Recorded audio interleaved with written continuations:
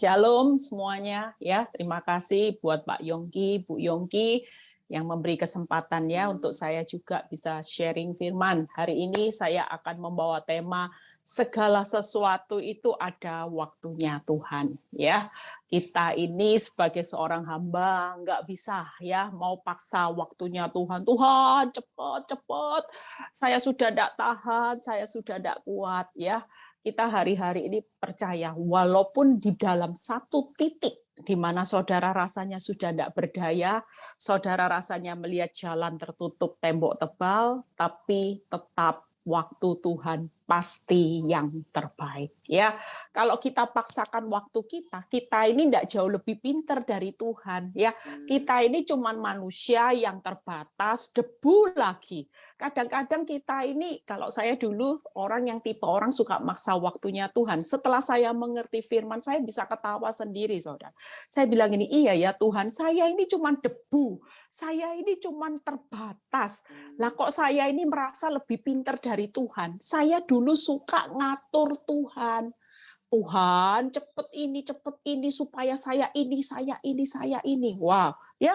Tapi hari ini kita percaya bahwa Tuhan itu punya kekuatan, punya kemampuan, akal budi, semua yang dia punya itu semuanya tidak terbatas. Bahkan dia itu roh Allah sendiri. Artinya segala sesuatu, kalau kita ada dalam masa penantian, jangan putus asa. Karena apa? Karena segala sesuatunya sedang diproses Tuhan supaya saudara melihat segala sesuatu indah pada waktunya. Kalau saudara hari ini paksa waktunya Tuhan, saudara itu cuma lihat sebagian aja yang indah. Sebagiannya nanti tidak indah. Dan saudara akan kembali lagi mengalami proses yang membuat saudara akhirnya kecewa lagi sama Tuhan. Ya, yuk kita buka dulu di Mazmur 10. Saya akan khotbah dari Mazmur 10 ya, seorang pemazmur. Mazmur 10 ayat 1. Ya, kita baca terlebih dahulu.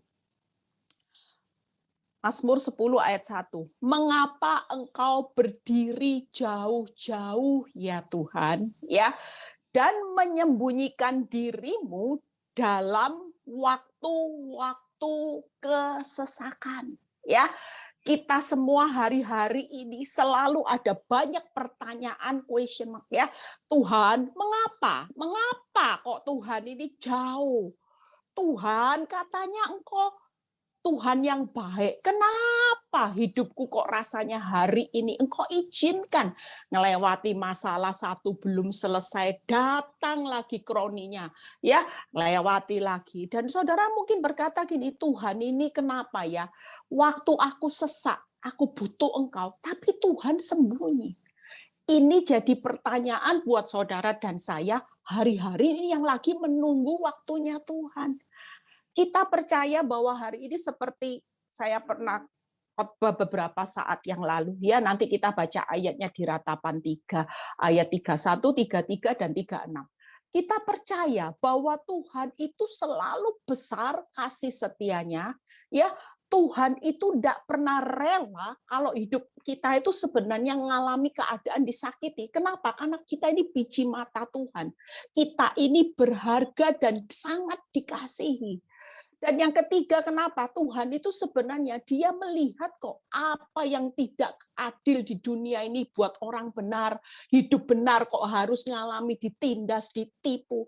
Sebenarnya Tuhan tahu enggak? Tapi kita percaya hari ini semua ini akan terjadi atas hidup saudara dan saya itu cuma sesaat. Karena semua ini nanti pasti akan mendatangkan kebaikan bagi orang-orang yang mengasihi Tuhan. Kalau kita mengasihi Tuhan, hari ini kita akan ngomong sama Tuhan, iya sudah Tuhan, aku rela kok Tuhan menantikan waktumu, karena waktumu ini adalah menggenapi kehendak, rencana, targetmu. Bukan kehendakku, bukan rencanaku, bukan targetku. Jujur, kalau saya berjuang dengan kehendak saya, rencana saya, target saya, tidak jadi hamba Tuhan hari ini. Saya jadi apa? Pelakor, saudara. Saya jadi apa? Saya mungkin sudah jadi menikah lagi, punya suami baru, semua yang baru dengan kehidupan rumah tangga yang baru.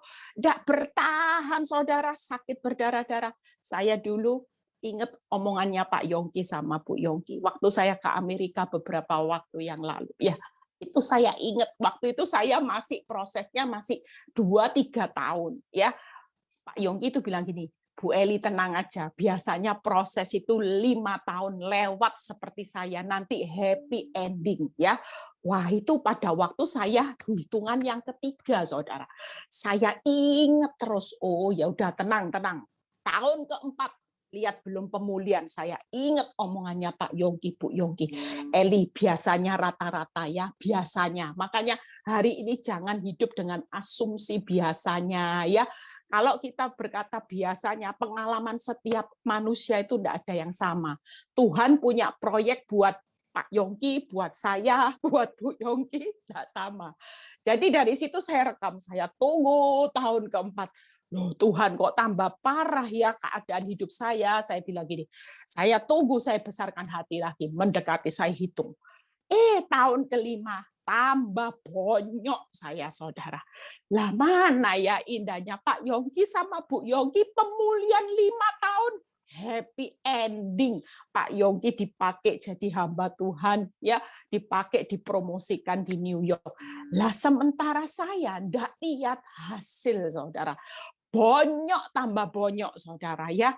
Pengharapan itu semakin ndak terjadi, saudara. Tapi kita percaya waktu Tuhan itu selalu terbaik. Untung saya ndak percaya sama omongannya Pak Yongki ya, saya ndak rekam terus. Kalau saya sudah itu, saya marah sama Tuhan. Saya bilang gini, Tuhan kamu ndak adil. Pak Yongki, Bu Yongki sudah tarik kesimpulan biasanya 5 tahun. Saya 5 tahun. Boro-boro lihat keadaan tambah baik. Bonyok Tuhan, bonyok. Bukannya melihat suami tambah baik, tambah membuat saya hari ini lihat keadaan rumah tangga saya waktu tahun kelima hancur-hancuran, saudara. Tapi justru ketika saya tahu kebenaran firman, saya sabar menanti waktunya Tuhan. Dan hari-hari ini, waktunya Tuhan yang membuat segala sesuatu indah pada waktunya digenapi. Ternyata Tuhan menjawab doa saya. Bukan hanya saya sekedar pemulihan seperti teletabis sama Pak Nyoto, ya kemana-mana honeymoon. Coba kalau cuman itu jadi target saya, tidak jadi hamba Tuhan. 5 tahun saya bersyukur Tuhan tidak jawab doa saya. Kalau saya 5 tahun dijawab doa saya sudah teletabis sama Pak Nyoto, berpelukan terus, wah honeymoon. Begitu Pak Yongki bilang, Bu Eli pelayanan, sorry Pak, lagi ada di Eropa. Saya lagi menikmati masa-masa 5 tahun Pak, segala sesuatu indah pada waktunya. Pasti, siapa yang mau hidup victory? Mungkin victory sudah saya serahkan, pengerja A, B, C, sudah urus. Saya tak nikmati ya, upah saya 5 tahun, happy ending. Tapi Tuhan menjawab doa saya hari-hari ini. Bukan hanya target Tuhan, yaitu saya pulih dengan Pak Nyoto, bahagia rumah tangga saya.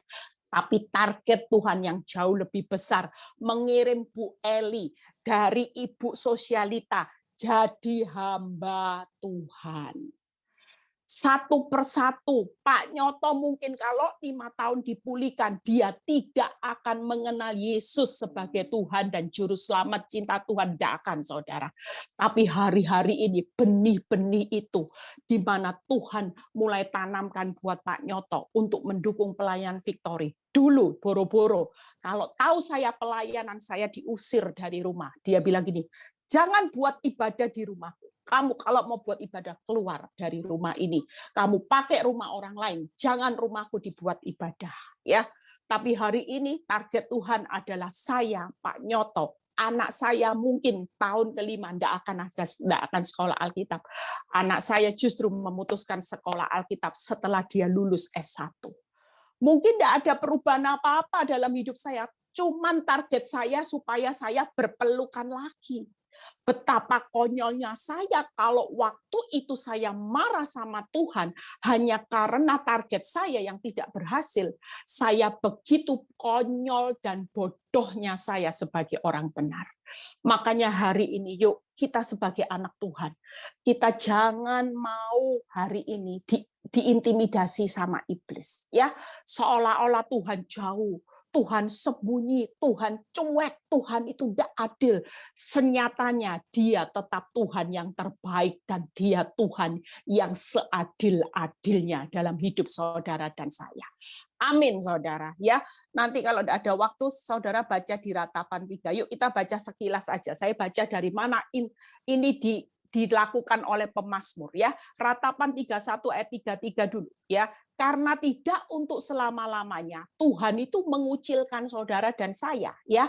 Karena walau ia mendatangkan susah, ia juga akan menyayangi menurut apa, saudara? Itu tadi, Tuhan itu kalau saudara berkata hari ini Tuhan jauh, Tuhan sembunyi, tapi yang pasti Tuhan itu tidak pernah sembunyi atas kebesaran kasih setianya. Karena tidak dengan rela hati ia menindas dan merisaukan anak manusia. Semua kepanikan yang terjadi di dunia sebenarnya Tuhan rela enggak sih buat masa-masa sulit buat orang benar. Sepertinya Tuhan rela enggak sih pandemi ini kok diizinkan berlanjut dengan variannya. Senyatanya Tuhan enggak rela hati, saudara. Tapi karena ini semua harus terjadi supaya banyak pertobatan, banyak jiwa-jiwa diselamatkan, tidak lagi jiwa-jiwa arahnya menuju maut. Pengorbanan Yesus mati di kayu salib buat saudara dan saya selamat, itu tergenapi, targetnya harus berhasil. Jangan banyak targetnya iblis yang berhasil, sementara yang berkorban menyelamatkan manusia dengan kematiannya Yesus. Tapi yang mengambil targetnya iblis. Rela enggak Tuhan? Enggak rela, saudara. Makanya hari ini dia tega-tegain saudara ngalami masa tersulit dengan pandemi ini. Tujuannya yaitu supaya saudara dan saya selamat. Tapi senyatanya Tuhan rela enggak? Enggak, saudara. Firman Tuhan berkata dia tidak rela hati merisaukan anak-anak manusia. Yang ke-36, orang yang diperlakukan tidak adil dalam perkaranya, masakan Tuhan tidak melihatnya? Jelas 3 hal yang akan saya bahas hari ini, ya. Jadi segala sesuatu itu ada waktunya Tuhan. Saudara tidak bisa paksa waktu Tuhan karena Tuhan itu besar. Dia bisa melihat jauh ke depan. Sementara saudara hanya memandang sejauh batas mata saudara, lihat kenyataan di depan. Tapi Tuhan itu sudah merancangkan segala sesuatu. Master plan-nya itu besar buat saudara dan saya. Amin. Kita tidak mengerti. Saya di tahun ke-5, saya banyak protes sama Tuhan. Saya tidak mengerti. Tapi ternyata melewati hampir 12 tahun, hari ini seperti Paulus berkata, aku tahu sekarang bahwa Allah turut bekerja. Aku tahu seperti seorang Ayub berkata, Tuhan itu tahu jalan hidupku. Seandainya ia menguji aku supaya timbul seperti emas. Bukan hancur, saudara. Timbul. Timbul seperti emas. Siapa sih yang tidak kepingin jadi anak Tuhan, punya nilai emas? Sering kali saya berkhotbah, jangan bangga jadi orang Kristen puluhan tahun kalau nilainya imitasi KW, kualitas 1, kualitas 2, kualitas 3. Itu adanya di Tanah Abang, saudara, ya. Tempat tanah di pasar-pasar, ya. Kita semua jadi anak Tuhan harusnya mulai bangga jadi anak Tuhan yang timbul nilainya murni seperti emas. Orang kalau zona nyaman tidak bisa kelihatan seperti emas, semuanya seperti malaikat, saudara. Ya, semuanya seolah-olah baik-baik saja. Haleluya, puji Tuhan. Iya, diberkati, kantong tebel, suami cinta, sehat, semuanya nyaman. Mau pergi ke Amerika, pergi, mau kemana, semua bisa. Kalau ngomong haleluya, ayo coba sekarang, jujur. Hari-hari ini banyak loh anak Tuhan diuji kualitasnya. Ada yang banyak yang mulai drop semua. Terlihat katanya Tuhan, ini loh orang imitasi yang perlu aku bongkar. KW ternyata. Puluhan tahun jadi orang Kristen, bangganya apa? Dia bisa bangga jadi pengerja, jadi asyir, jadi hamba Tuhan.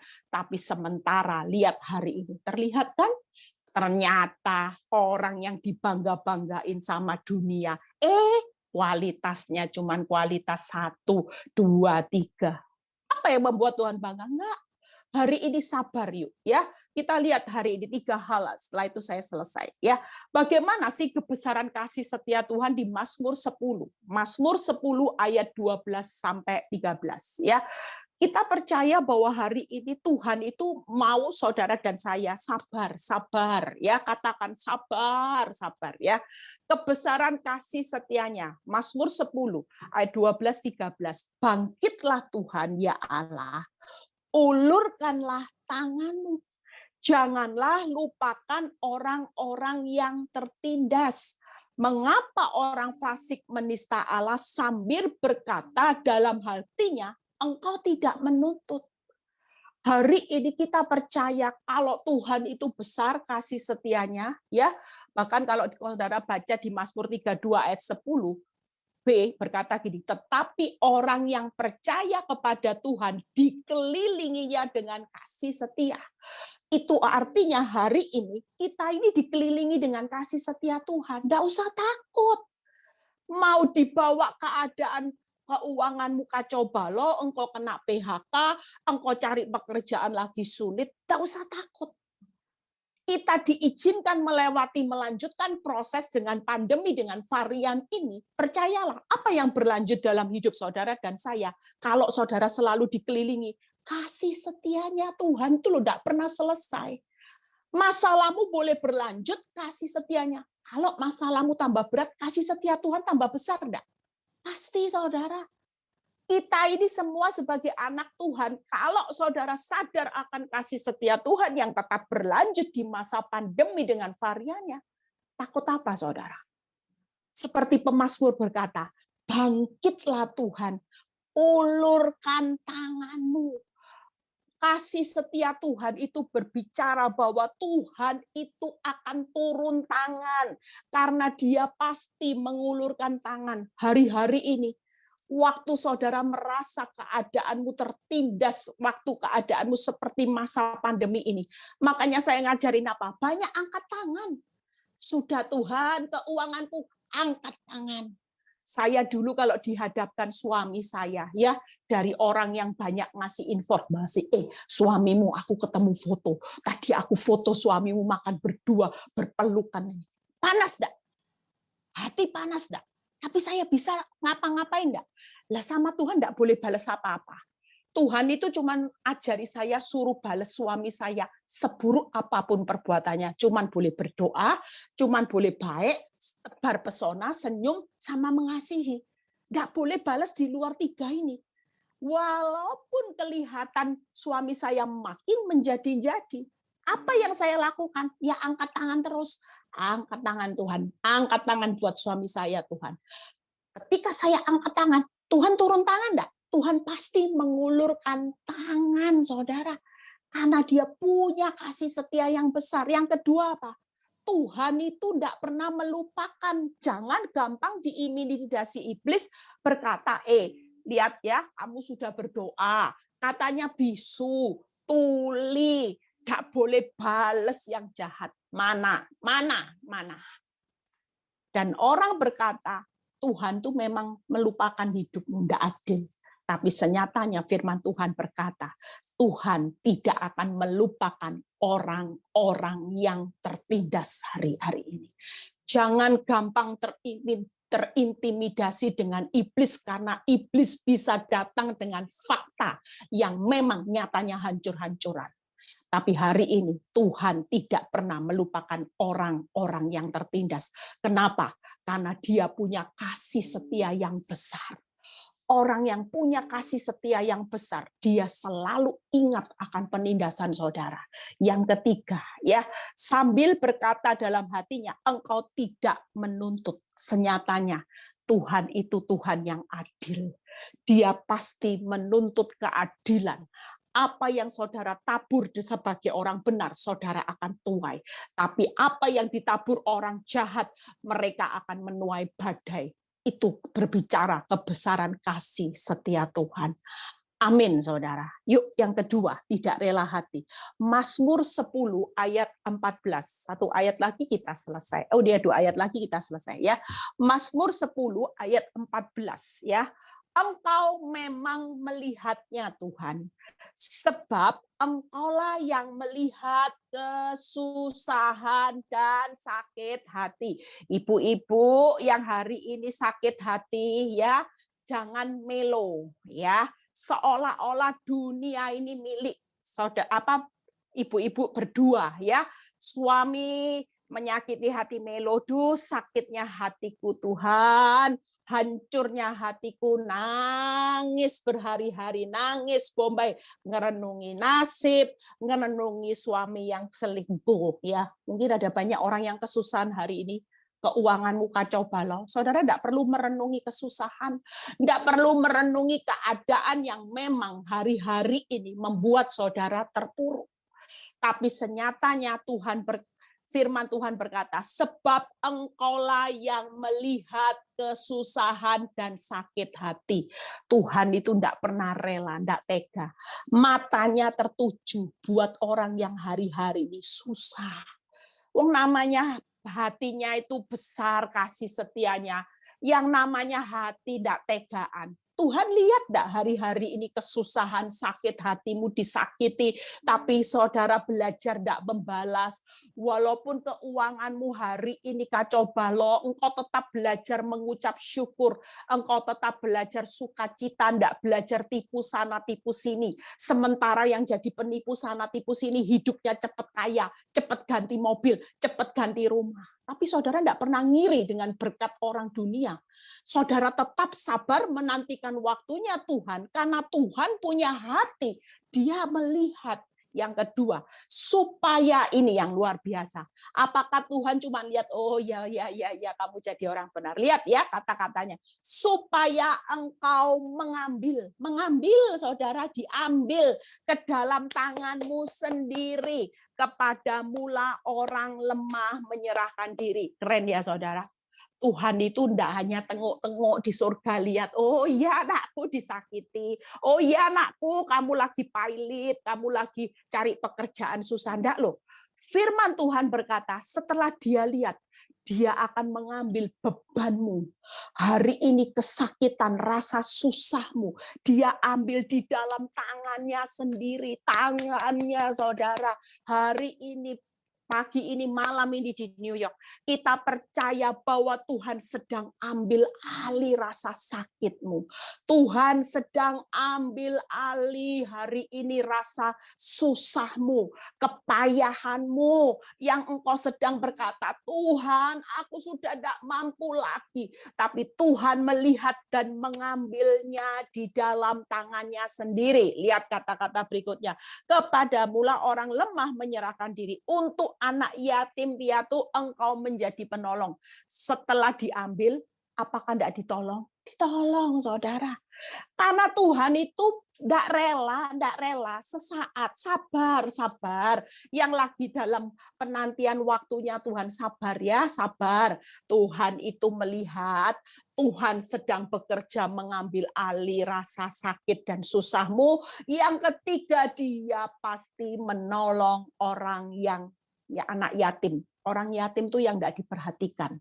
Hari ini tidak perlu perhatian dunia. Dunia boleh berkata, kasihan deh lu. Orang banyak meninggalkan saudara waktu saudara bangkrut.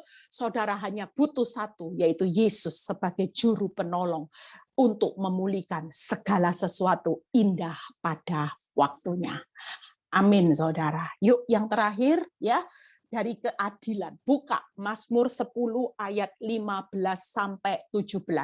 Mazmur 10 ayat 15 dan 17. patahkanlah lengan orang fasik dan orang jahat. Tuntutlah kefasikannya sampai engkau tidak menemuinya lagi. Keinginan orang yang tertindas telah kau dengarkan ya Tuhan. Engkau menguatkan hati mereka, engkau memasang telingamu. Keadilan Tuhan sedang terjadi. Jangan jemu-jemu jadi orang benar yang selalu menabur benih kebenaran. Walaupun sampai hari ini engkau jadi orang benar, hidupmu belum terlihat hasilnya maksimal. Tidak jadi masalah, karena Tuhan akan datang dengan keadilan. Jangan pernah bangga jadi orang yang hari ini kelihatannya hidupnya menyimpang ke kanan ke kiri, kompromi dosa, enak. Jadi pelakor enak Bu Eli. Jadi istri yang setia keset Bu Eli. Pelakor disayang-sayang, dipanggil honey ya. Sementara jadi istri yang jadi keset, salah dikit matamu di mana ya. Bodoh, memang istri tolol. Nah ya, kita semua hari-hari ini lagi ngalami keadaan tidak enak, saudara. Karena namanya ujian. Namanya proses dimurnikan dalam dapur api itu sakit, panas, bonyok, saudara. Tapi Tuhan mau kita semua bertahan. Tunggu waktunya Tuhan. Keadilannya sedang datang. Dia akan mematahkan lengan orang fasik dan jahat. Justru saudara dan saya hari ini sedang dipulihkan, perjalanan dipulihkan. Orang yang jahat sedang dalam perjalanan dipatahkan. Amin, saudara. Yang kedua, Tuhan itu sebagai hakim. Dia tidak akan pernah tidak menuntut perbuatan orang yang berdosa. Pasti karena dia hakim yang adil. Yang ketiga, Tuhan akan menguatkan hati dan memasang telinga buat orang-orang yang tertindas. Hari ini saudara yang sedang hidup dalam ketidakadilan, hidupmu tertindas sebagai orang benar, harus bersakit-sakit dahulu. Bersukacitalah, karena senyatanya Tuhan lagi pasang telinganya.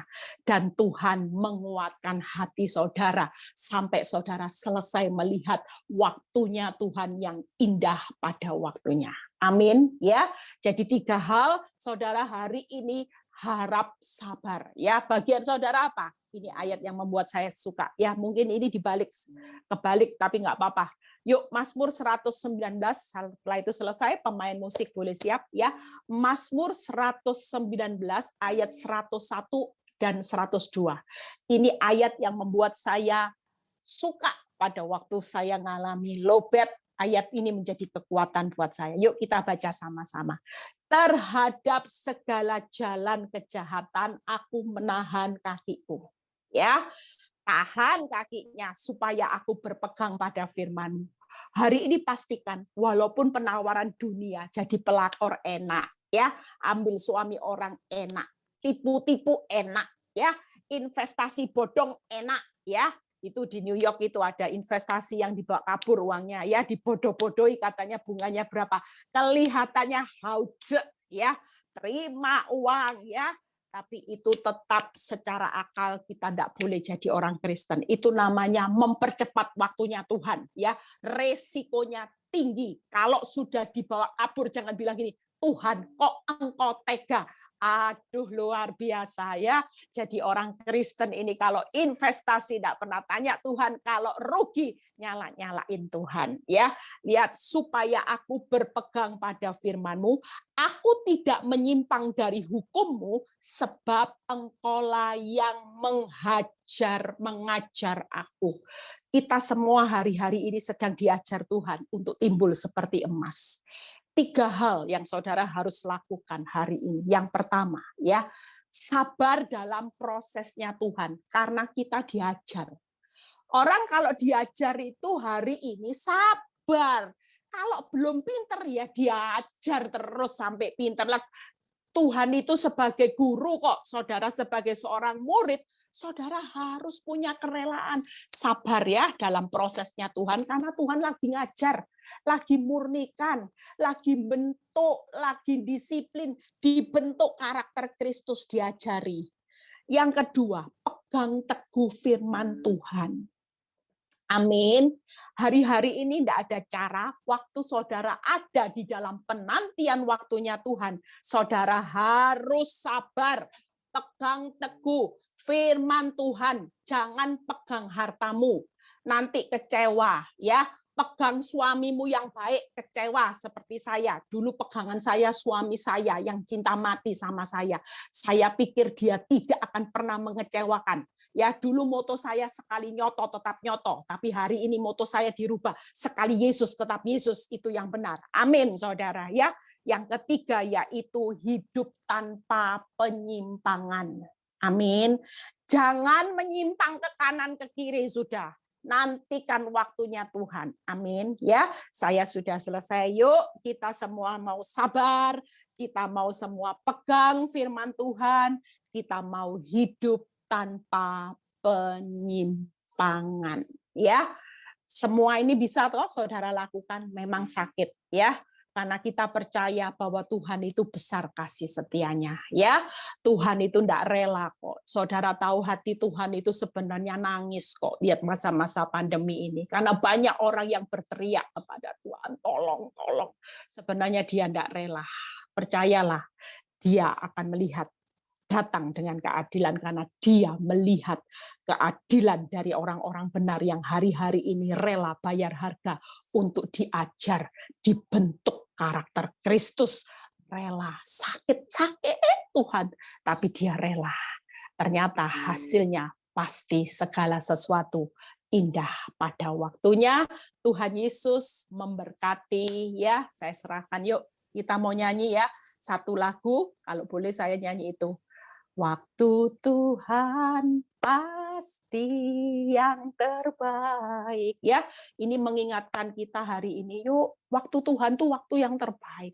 Saudara jangan sok peminter mempercepat waktunya Tuhan. Dia tetap sutradara, posisi saudara itu sebagai pemain.